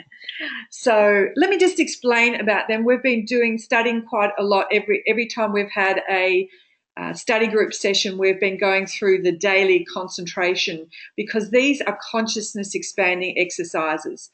So the first part of the concentration is an exercise to expand your consciousness. And so let's just read through the first bit. And it says, on this day, concentrate on crystals or stones. You can also take a grain of sand. Having chosen a stone, you start concentrating on it. then place a specific sphere around the stone, which is the sphere of information. Consciously, you see all personal objectives entering this sphere. You simply insert your personal objective into this sphere, and by doing this, you perform control by concentration. So this is the first part of this. Now, we're going to do this in a minute as an exercise, but what I will say is that sometimes when you read the daily exercises, it doesn't make sense at the start. Now, I've been doing this for 5 years, doing these every day, and in fact, is it still not make sense? Some areas don't make sense, but generally it does. And then in our private WhatsApp group for our participants, every day we deliver each concentration as a text and an audio for people to be able to use it in any area. So one of the things is also to ask yourself a little bit about what you're understanding and allow yourself to play. Now, initially, it took me about a year to understand what Grabavoy was saying about go to a remote area of your consciousness and think of your desired event. So remote areas of a consciousness are the deeper areas where you access. So, for instance, you've been doing it all your life when you have been daydreaming. You might be physically somewhere, but your consciousness has been somewhere else. And if you say, no, I don't do that, just go back to high school where the teacher was out the front explaining something that you really weren't interested in and you're pretending to be interested in, but at the same time, you're at the beach. Yes. Chasing after some young man. Or a desired event is simply your personal objective, your aim, your intention. So let's go through this as an exercise. We might use a crystal. Let's use all the same crystal. Most of you might know an amethyst crystal, which is a purple crystal. Maybe we concentrate on an amethyst crystal. And then what we're going to do is place a sphere around that. So let's put a silver sphere around the stone. So the sphere is an information structure. Any geometric shape is an information structure. And then in that information structure, we're going to place our personal objective into that sphere. We're going to imagine this sphere is also again in front of us. And when we do the concentration, we then note what we might be sensing or any images that come up in your head. So just allow yourself to play with this. So because we are doing one control after each other, we don't need to go back into the heart or say the macro rescue and harmonious development because we're already in that space. So we're just focusing on our objective. So your objective for yourself needs to be very, as I said, concise, not waffly, not if my angels want me to or the ascended masters. You need to act like the creator, like a CEO of an organization.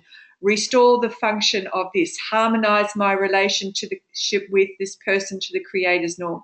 So it's very clear and concise. So if I was listening to it, I know exactly what your objective is. So let's imagine in front of us, in our area of perception, in front of our heart area, the crystal of an amethyst crystal. It can be any shape that you want. And now we're going to imagine or sense a silver sphere around the crystal. So the crystal is inside the sphere. Now I want you to simply insert your personal objective. Harmonization of my physical body, restoration of my relationship with somebody, healing of my liver, whatever it is for you. And now what we're going to do is, again, concentrate for a minute on the crystal and our objective. So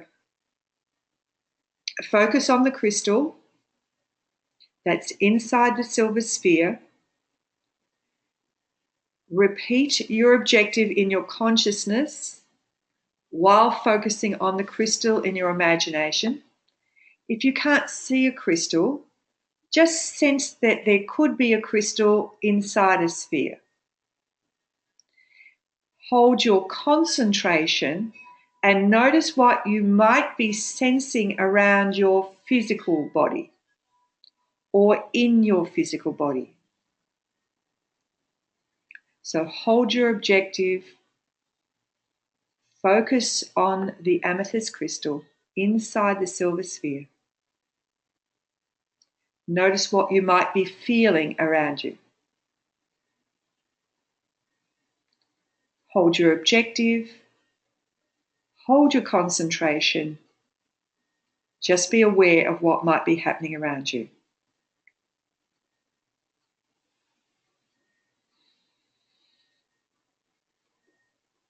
Now, from the area of our soul, which is from our heart area, we are going to send a silver beam of light. So this is a silver beam of our soul onto the crystal, onto the sphere. So we're going to send a light impulse from our soul of silvery white onto our control area. And we're also going to send a light impulse of the Creator, which is a gold impulse, also coming from the area of our heart. And we're going to fix this control. Okay, so we're going to check in with you all and ask and see, what did you notice? What was happening for you during that? Mary said, if my objective is finances, does it need to be a specific or amount, or more general as a steady flow or a new job? Yeah, it doesn't have to be you could set an amount. You could say harmonizing of my finances for $50,000 or greater. But if you set an amount, you could also limit the amount. So you could say harmonizing of my finances to the Creator's norm, and you might manifest a 10-cent piece or a dime on the pavement, and so get clear of what that is. And in your imagination, for instance, if it's the finances, so it's around playing, you might see the crystal, and inside the sphere you might see it filling up with dollar notes, for instance, which then is an indication to you, actually on the spiritual level, all the money is there. I just need to keep focusing on it and bring it into the physical level. The same way is with a new job, which is... It sounds like we need to do a workshop just on finances. Manifesting finances. Yeah, good idea. Yeah, absolutely. We might do a masterclass on that. Be good. So let me have a check with, maybe we talk to Robin Grace and ask her what was happening for you. Robin, are you there? Hello, Robin. No. Hi, Robin. Can you hear us, Robin? Yes. Sorry. Hi, Robin. Hello. Oops. Hello. Hi, Robin. Hello. Hi, Robin. How are you? I'm good. Can you hear me? Yes, I can. What did you notice during that concentration? I got distracted in thinking too much, so I was a similar question as someone else asked about finances. So that's what I was trying to figure out. I just started the webinar now, so I'm kind of new. Just joined in right now. Okay, so that's fine. You'll get the replay, so you'll be able to see that. Good. Okay, thanks. Thank you. All right, let's have a look at Nancy Adams. Nancy, are you there? Hi, Nancy. Yes, I am. How are you? Can you hear me? Yeah, absolutely. So, wow, I'm amazed. I am so blown away. I cannot tell you how much this means to me. I almost forgot to attend the webinar. I am having a fabulous experience. I can't wait for your financial masterclass. Wow. Okay. So did you notice anything during that concentration? Yes, I did. Actually, I felt that I have had sort of a chill for a couple of days, and I felt this warmth coming into my body all the way down to my feet, which had been freezing cold. Wow. It was really interesting. And when we did the one on hydration, I suddenly felt my mouth fill with saliva, and it was a wonderful sensation. Absolutely. It was really amazing. Wow, that's really great. So that just, I love it when that, because that means that you are changing the information structures in reality. You are in control of what happens around you. Wow. And you get, it's so wonderful to see the physical evidence of that. Yeah. Absolutely. It's so confirming. Yeah, that's right. And that's what we like people to work on themselves and get those, because when you notice that, you go, okay, if I can change it here, I can make changes anywhere. I've just got to understand what I'm picking up and what it means. So any heat in the body, or all the chills or warmth or saliva in the mouth is telling you have made the change. Well done. Really. Thank you so much. And thank you so much for this webinar. It's a pleasure. Cool. Good. I'm just going to put you on hold. Good. Thank you. Thank you so much. Let's have a look. Loretta, if you're there. Angelica. Loretta, are you there? Hello, Loretta. No, I'm just going to place you on hold. Louisa might be there now. She was away before. Yeah, Louisa. Louisa White. Hi, Louisa. Are you there? Melbourne to Western Australia. Melbourne to Perth. Hi, Louisa. Hello. Hello, Louisa. Yes. I can hear you now. How are you? I'm well. Good. How did you go with that exercise? That exercise was much better. That one was much better? What did you... The previous one, rehydrating your body, I had a knock at the door and a visitor. Oh, you had a visitor, yeah. That's okay. Good. So were you able to notice a change in your physical body or around you, or did you notice the pictures changing in your consciousness? What I noticed there was how often that happens, taking me away from my practice, which has been happening a lot lately. Okay. In this hydration, in this last one, yes, I felt kind of tingling all over. Good. All right. That's great. Good to hear. Good to talk to you. I'm just going to place you back on hold. Ciao. Oh, thanks. So that's really great, the feedback that you've had. Have lots of play with that. Now, here's the second part of the concentration. Every single day, there are 2 number codes.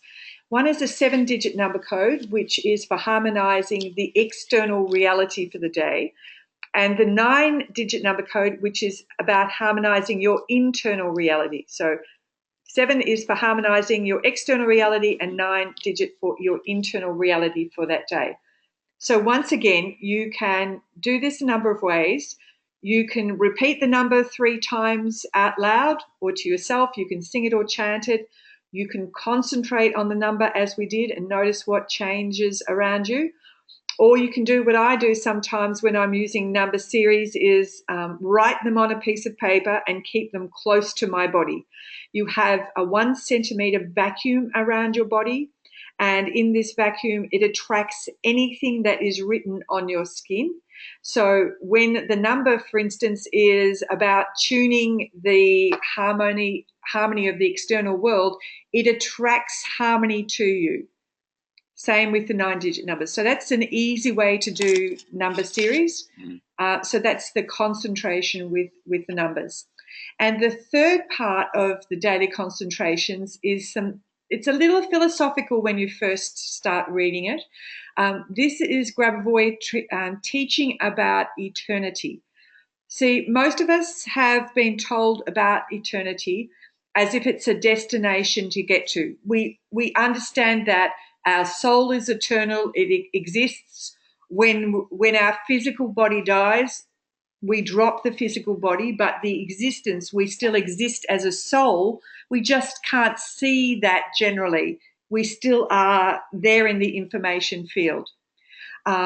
We also think of it, as I said, of eternity as a destination, but it's actually a structure in our consciousness. In the area of our perception in front of us, there is the structure of eternity. Where is it? Well, that's where it's up to you to play and find out and learn how to find the area of control in that area in front of you in your area of perception.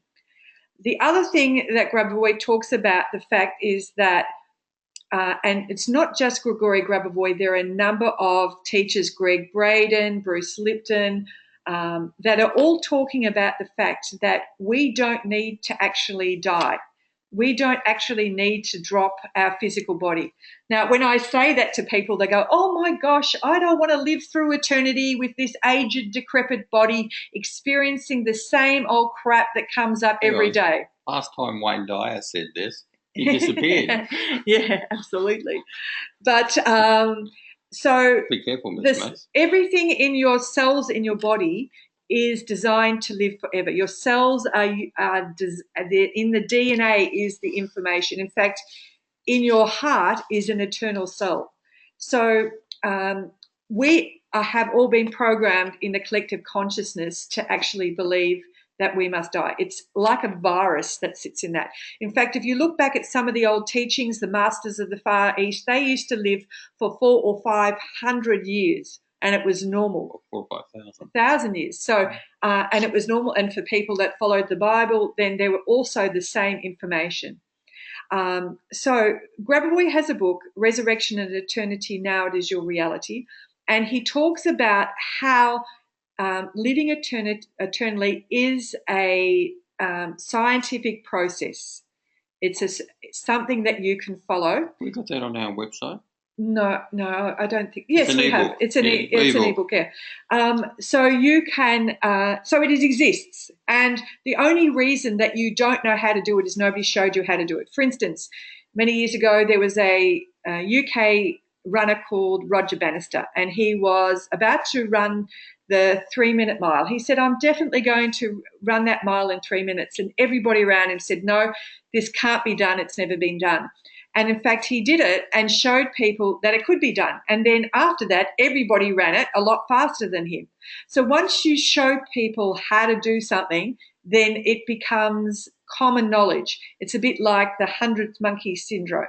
So for humanity, as a large proportion of the planet are waking up and discovering what is possible, when it gets to the tipping point, once a collective of people understand the technologies, then everyone will understand it, which is a pretty good thing. So let's go through this. Recognize the degree of reality that you obtain by the concentrations. The methods demonstrate harmony. One method is the result of the previous, as if you walk down the street observing how each step is the result of the previous one.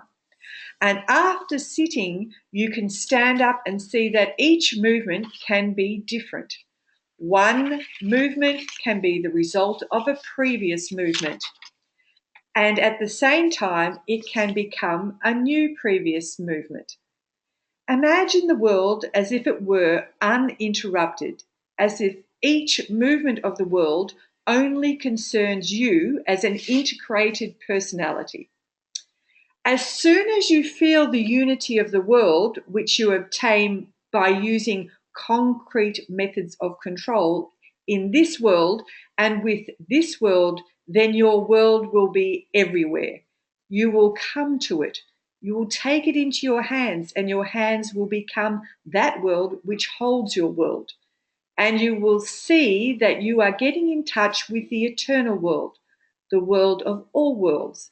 It will be unique for everyone. It will be a collective world you have chosen, and that everyone has chosen. Create this world in such a way that it is ideal for everyone and for yourself. You must perceive the ideal state for all mankind and yourself in your integrated world, as well as the integrated world of all people. My gosh, that's a big mouthful. Yeah. So when you go through this third concentration, that's like lunch and dinner. Lunch and dinner, yeah. You need to stop if you don't understand something. You need to stop and say, what does this mean to me? And it's in your questioning about what does it mean to me that you start to get clarity. And whatever it means to you at that time is perfectly okay. We haven't got time to really go through all of that and talk today, but we do this a lot more in the study group. It is necessary to reflect on the questions and answer them, for example. So when you go through asking a question, for instance, what is the green color in terms of the information? So everything, as we've said, has an information structure. So say we were talking about finances, and I asked you to show me or imagine what your finances would be representing if you could see it like a shape. And you might say, oh, the shape looks like an ink blot. And then I'd say, okay, so what color is the ink blot? Oh, it's a green color. Well, what would you like to do? Because obviously it's not in harmony at the moment. And you might say, oh, okay, I want to harmonize my finances to the Creator's norm. And I said, okay, now imagine that our ink blot now turns into another geometric shape. Imagine it's a sphere. And then have a look where the sphere is located, that geometric shape in your consciousness.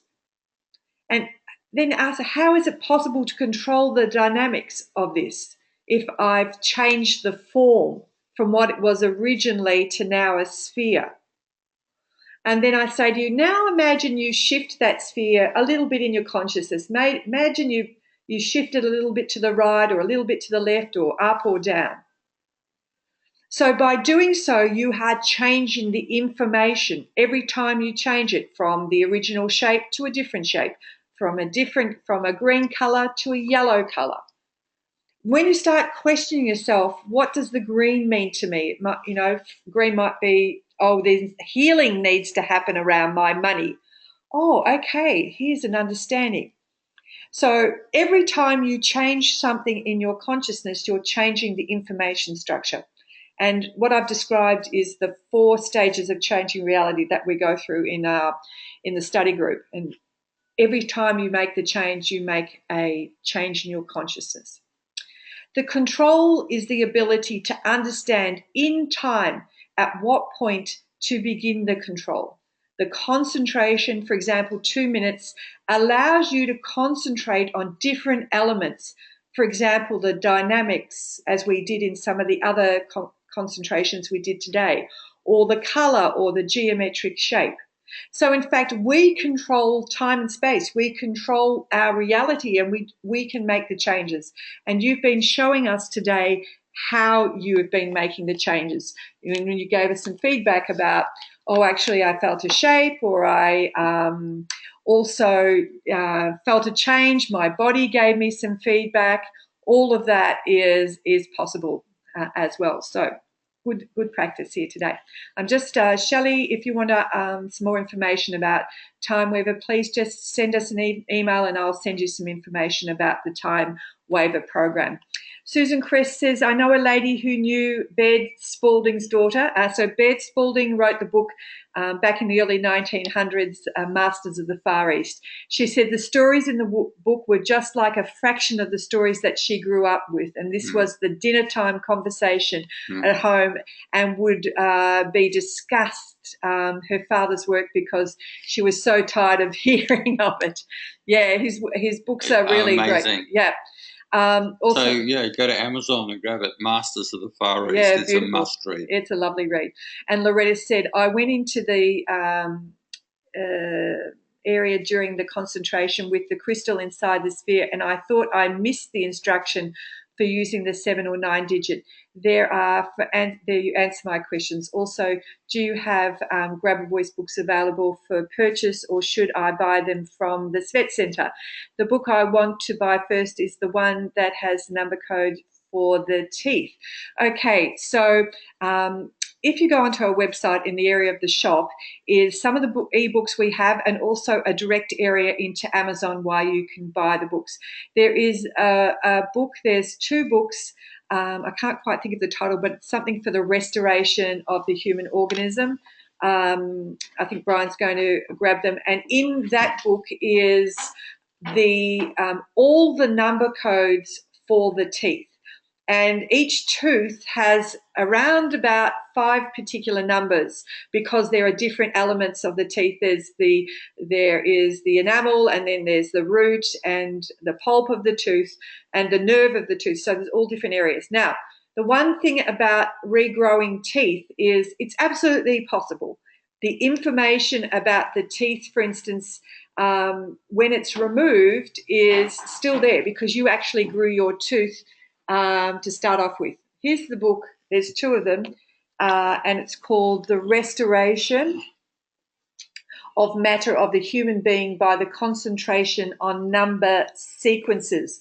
There's 2 books, and I'm just having the teeth are in the front. And the teeth are in the part 2 book, this particular one. So to try to do your teeth first, if you haven't done already some study and had some successes, to try to do your teeth, to bring them from the internal realm, which means the spiritual realm, into the physical realm, is a very, very difficult one to start off with if you haven't had success. And the other thing is you would need to do this control at least twice a day for at least 2 or 3 months and really focus and start seeing the tooth already there. I think the fastest I've heard of people regrowing a tooth was 48 hours. Yeah, but 48. They had done a lot of work. You have to have your spiritual development must have been quite developed. You must have had a lot of light. So certainly go ahead, but just be aware that it takes a lot of practice to do that. Absolutely. Good. I think I've answered all the questions in relation to that. So we've come to the time today. Let me just talk about what we've got coming up. Due to popular demand, we are running another study group, which is in Europe, starts on Sunday the 25th, and in North America, Australia, New Zealand. Also, it's either Sunday the 25th in North America, but in Australia, New Zealand, the 26th. Now, this is only limited to 20 people per group. We already have some of the previous students who have signed back up, and we've kept this at a really reasonable price. So for 6 weeks, 6 weeks to Harmony, we are going through a lot more detail and helping to expand your consciousness. For people that have done some work with us before, this helps to then concrete into you exactly what we've shown you, but at a deeper level. It really helps. Gives you a bit more discipline. Yeah, absolutely. And the beauty is that you're interactive. It's why we leave it at a very small group, is because it's very interactive. We are definitely talking a lot more with you. It's not just us talking with you. And it's really the feedback that you hear from other people helps to convince you that what you're doing also is really making some significant changes to that. So it's roughly $241 Australian, and depending on each country, and the exchange rate moves around, but it's roughly £130 or 160 euros or 185 USD or $242 if you're in Singapore. Yeah, absolutely. And you haven't got the Kiwi up. Yeah. So when you are working with us, we provide you with notes every week. So before the webinars, you will be given some notes, the slide notes to follow, and any information to support that. If we're doing a control particularly, you'll be given that as well. And also you will receive the webinar as a link to either YouTube or as a download. So if you're not able to make the class, you're able then to rewatch it. And there is no limit on that. You can watch it as many times as you like to help to support your development. So hope to see you with that. Yeah, and for those that have done some work with us with either a transformation or a soul code and transform, we are planning in February next year a retreat in Thailand in Chiang Mai. Yeah, so this is where you've done a bit of work and you want to get away for 7 days. We've just literally got the final details with that, and it's very much playing in the morning. So it's a workshop in the morning and lots of play with lots of people, but then there's massages, green juice, herbal practitioners, swimming pools, so waterfalls. It's lots of fun with that. So if you want to know a little bit of information, there'll be more on that coming soon. So just to finish off, thank you very much for joining us. I saw this during the week. Be yourself. The world will adjust. I think, don't think about what other people think of you. Just fall in love with you. The real world is the inner world. Harmonise that and the outer world will fall into place. Absolutely. So thank you for joining us. For the people that haven't been with us before, I hope you were able to take some information and work with that for yourself. Thank you for all the other participants who have been with us as well, and we do hope to see you in the study group. You will find when we send you the link to the webinar, there'll be more details on the study group. As I said, it's only limited to 20 people, so jump in quick. Thanks very much for being Great to see you. Have a great day. Ciao. See you, everyone. Bye. Bye.